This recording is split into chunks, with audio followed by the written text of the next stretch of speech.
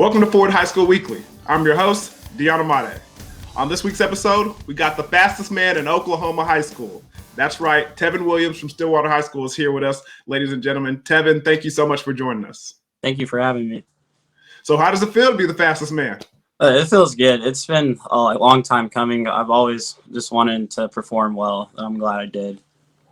So for people who don't know, Tevin went over and killed the 100 and 200 over there at OSSAA State 6A track meet. And man, you did it in phenomenal fashion. I'm sure they'll show the videos as we're talking here. But how was the day? Talk about the season. Just give me a summary of everything that went down. The day was really long. I ran 6 times. We started off with the 4x1 and we made it to finals. And then for the 100 prelims, that's when I broke the record the first time with a 10.24, I believe. And I wasn't expecting that I was going to run that fast. So I still wanted to conserve energy. And then for the 200, I ran to qualify. So I got 4th overall. And then moving on to finals, our 4x1 didn't do well. And then for the 100 finals, I broke the record again with a 10.2. And then for the 200, I broke 21 for the first time. So overall, it was a really good day for me. So explain this for some of us that aren't familiar with Oklahoma State track, and especially in high school. Is it normally a situation where you're running the prelims and the finals on the same day? No, usually they do prelims for one day and then finals the next day. But like due to COVID, they didn't want anybody to get contact traced and have to miss the finals. Yeah, that's probably a pretty important thing. And SSAA did some serious thinking and did what they had to do to get you guys an opportunity out there on that track. So kudos to them. How did you feel everything went and played out? I think everything played out perfectly for me. With the way they did it, they had enough time for us to recover, and it looked on the outside the meet was moving slow, but I think we could have got more time to rest. So they did a good job. So when you broke the record in the prelims, were you positive that you would get even a better time in the finals, or did you kind of think, man, maybe that's the fastest that I can run? I was iffy because I knew that I could run faster. It's just the fact that I didn't know if my body was going to be able to handle running that many times. Was that a concern that you and your coaching staffs had talked throughout the week? Yeah, that was a huge concern. We've talked about ways that I can rest, and the biggest thing was getting out of the sun and laying down and moving as least as possible. Man, that's pretty impressive that you did all that and still broke the record and had your PR in the 200 in one day. So kudos to you battling through all that adversity. Thank you. So let's go ahead and take it back to the beginning for you. I mean, have you always been this fast, or is this something that kind of sprung on kind of late? And how did you get involved with track and field? Oh, I used to be relatively fast, but it's something that's improved through 8th grade, where I figured out and got more comfortable with running and then how to run. But I started off running track in middle school, and then I just kept doing after that because it was really fun to win medals and compete against some other fast kids. So what's your favorite thing about track? I mean, what did you kind of fall in love with there in the 8th grade that allowed you to keep competing at a high level? Kind of just the atmosphere mainly for the 100. I think more people are involved with the 100 because it's one of the most entertaining races in track, and just hearing the crowd and everybody cheer. So as far as, any tips or techniques that some of our young viewers can take from you and your 100-meter expertise, what were some of the things at a young age that allowed you to, propel your speed and your time to drop significantly?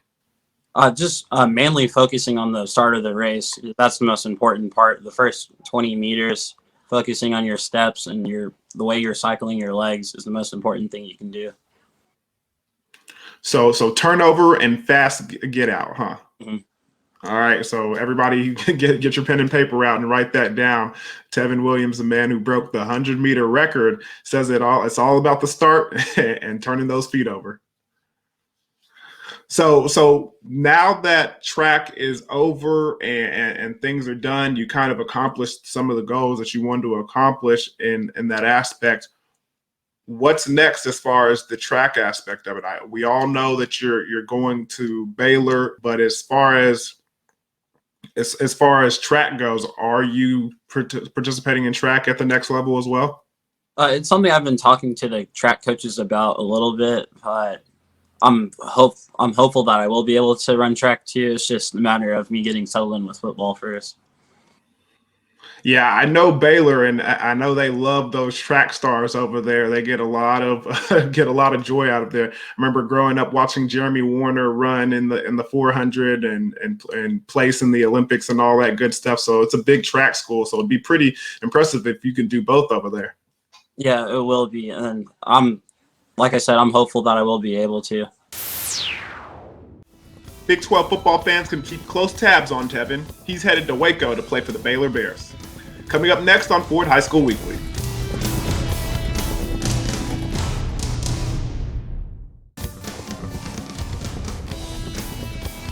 Welcome back to Ford High School Weekly. We're talking to Stillwater's own Tevin Williams. Tevin, now we mentioned the track portion, but like I mentioned earlier, you're going to Baylor to play football. And for those of the people who do not know, what are you playing at Baylor, and how did that recruiting process come about? I'm playing corner and a bit of special teams, and then with the recruiting process, I wasn't able to go on many visits or camps because I think junior year for most athletes are most important for their recruiting timelines, and it's just that I was sending out a lot of film, and my coaches were sending out a lot of film, and then Baylor was one of the schools that piqued my interest the most. So have you ever been to Waco before? Yes, I have. I've been twice. I went once for August game, and then recently I went to their spring game. So you have been able to tour the facilities and make an impression on, some of the players and some of the coaches that are up there already. Yes, I have. All right, because a lot of people in this day of COVID and the pandemic, a lot of people haven't gotten a chance to go to the university they're going to go to. So it seems like it's been a lot of building a relationship with the coaching staff and everybody via video conferences and different stuff like that. So how has that been for you? Because Baylor wasn't the only one that really were vying for your talents. There was other schools involved there. So what made you kind of choose Baylor as far as with the situation that we're all under right now? Kind of just there's a couple of schools that stood out. It's just with the way that they showed interest in me, contacting me every day, FaceTiming every day. And it just made me feel valued and that they wanted me a part on their team. So is there any school that was kind of close in your list or close to Baylor when that decision was coming down to like, hey, maybe I could reconsider this school, or this one was also, very interested in me. Maybe I should consider them as well. Was there a close second? I think the closest second was Iowa State. And what did you like about them? They're recruiting the same way, just always contacting me, and then just with the coaching staff, they're really down to earth. But so at the end of the day, though, Baylor, you had a better relationship with Baylor? Yeah, just better relationship, and then just with the school that makes it more balanced. So with your family coming into play, did they have any, influence on what school you decided to go to? Not really. It's just with my parents, they've always supported me, and it's just with they don't care what I do as long as I'm on the right track. Hey, can't be mad at that.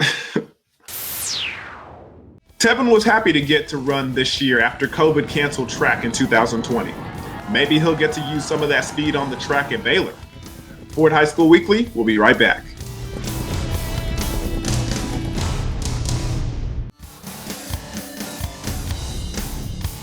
Welcome back to Ford High School Weekly. We're talking with the speedster himself, Tevin Williams.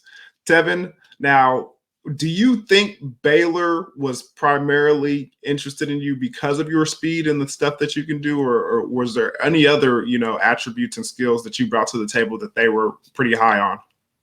The speed played a big factor, but we didn't get to run track last year, so they weren't heavily focused on that.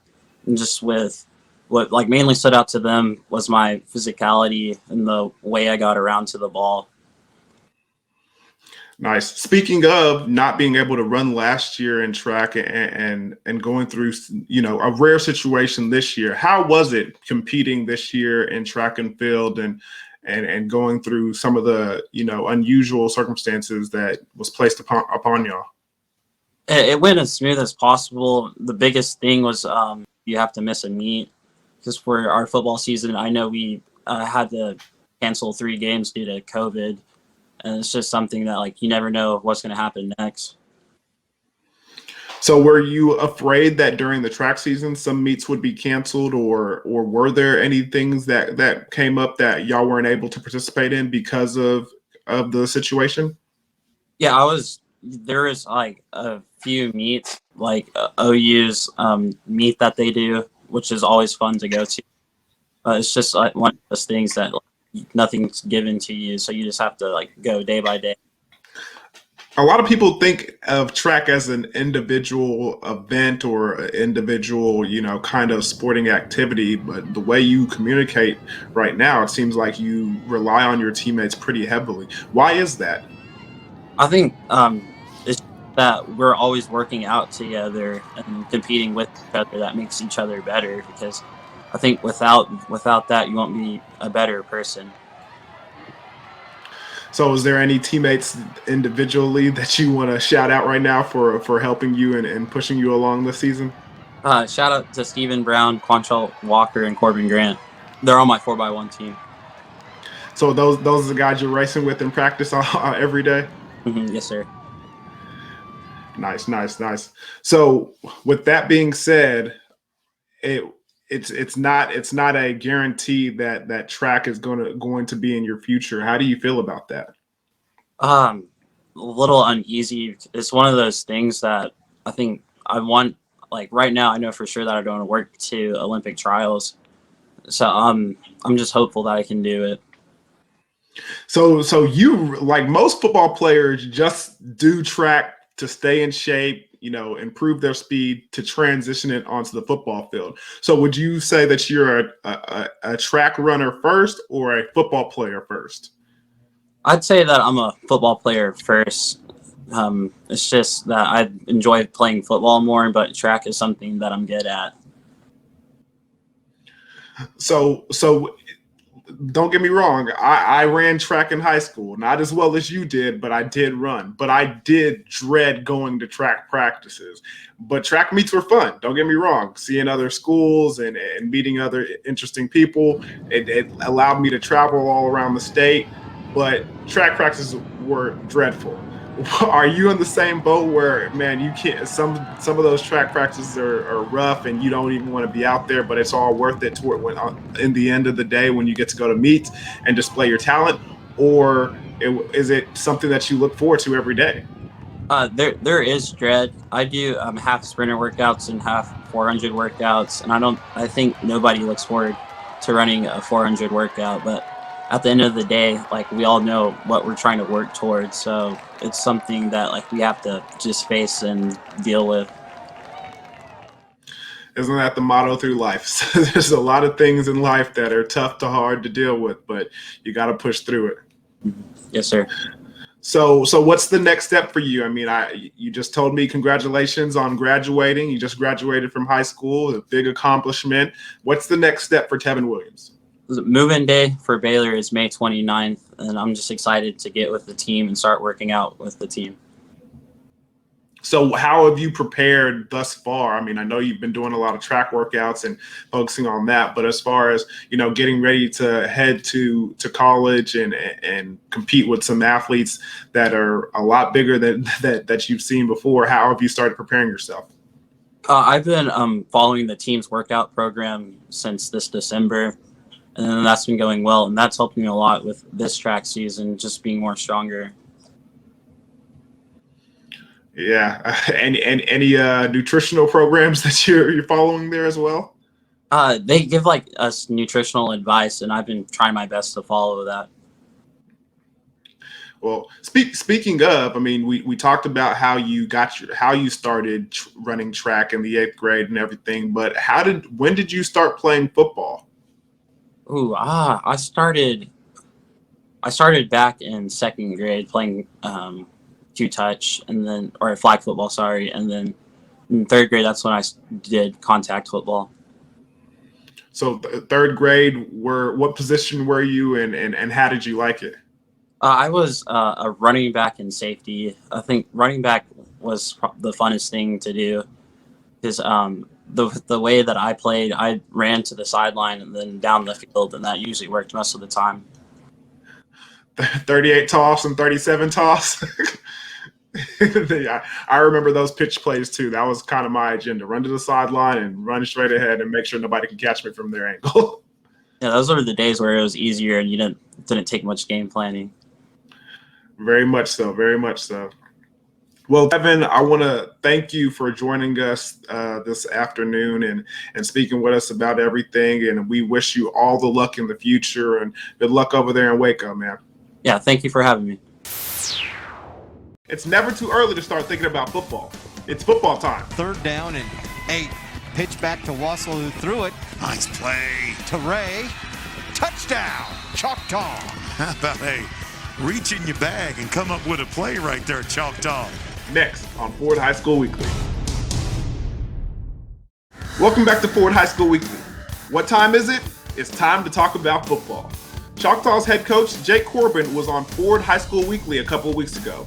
Let's take a look back at their 2020 games on the Ford Game of the Week. Mike Ziegenhorn, Rod Thompson. Rod, 4 weeks in, probably our best game of the first 4 that we've done, and came down to the wire. Yeah, definitely. You could put it at an instant classic, Zig. Outstanding game. 2 good teams. We said well coached coming in. Kind of a heavyweight fight, back and forth, back and forth. But Choctaw able to pull it out. We talked about the play of Deshaun Brown on the defensive side of the ball. Also at that quarterback position for Choctaw was also good. So an impressive win for Choctaw to come away with. 2 good teams. I think that you have to circle and look at them. First game of district play. These teams could be a problem come playoff time. Both will learn from this game. Man, it was back and forth all night long. A lot of penalties in this one, but Booker T going to strike first. Yeah, went to Mr. Teague up top, Jalen Teague. And boy, an outstanding catch, able just right over the shoulder, able to catch it from Mr. Boone, who had an outstanding game also. Take another look right here and just gonna reach over and throw it in the bread basket, Mr. Boone. And Teague able to run it in for the Hornets to get him on the board early. And Wassel was impressive at that quarterback position, and he was getting it downfield early. And you see it going up, going to be an interception right here. Now watch, coming back right here after the interception, boom, the hit coming up right here, the turnover, and Choctaw able to come away with it, dodged a bullet right there, and able to come away with the football. Then they take advantage. Mr. Ray comes back. Watch him cut back, get Choctaw on the board. Ray had a big game also for Choctaw. Wasn't done yet. And this guy, Mr. Davis, was trying to get in. The defense of the Hornets wouldn't allow it. Number 32 coming away with the tackle that time, Isaac Covington for the Hornets. Wasn't done yet. This nice play. Wassel to Ray. Back to Ray, and look at him. High step right into the end zone. Got some outstanding blocks to get that touchdown. The goal excellence. Choctaw getting it done. And Ray got into the end zone again. Big time play right here. Ball was loose, and this gave Choctaw great field position. We figured they were going to score right here after the bobbled punt. And that's that man Wilder able to come away with it, but this one right here, boom, was big. Player of the game, Deshaun Brown, getting it done, blocking the punt and getting the touchdown. Great athleticism to do that. Of course, our player of the game, outstanding play. Hornets trying to come back, and they would. Mr. Curl able to get it in, driving down the field. Impressive drive by him, Boone, and company. Curl able to get it in for the Hornets for that touchdown. Then they're going to come back, and then the play right here. The turnover by the Hornets, and there's that man again, Deshaun Brown, sealing the deal for this Choctaw team. gold standard on their sleeves. They're able to get it done. You look at the yards, rushing, Booker T kind of made up for it, but rushing 153 to 131 passing yard. We talked about Wassel doing a tremendous job at that quarterback position, was able to get downfield to Jackson, 121 to 75.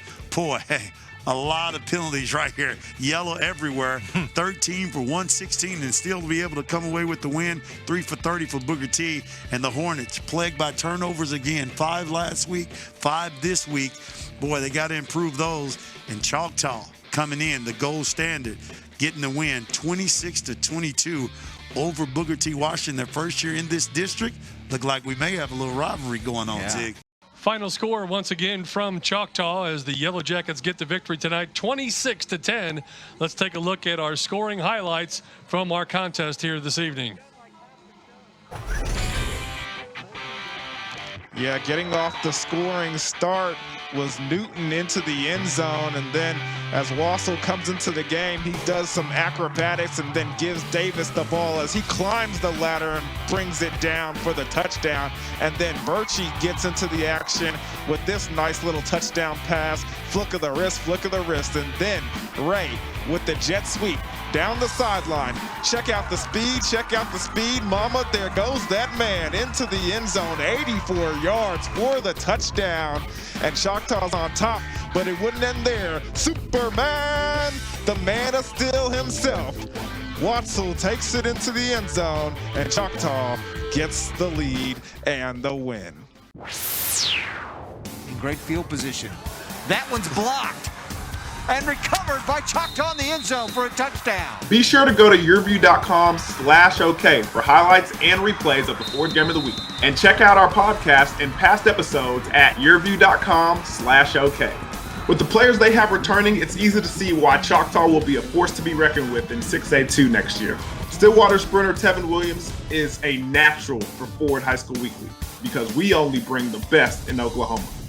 So thank you for watching, and until next time, I'm your host, Deanna Made.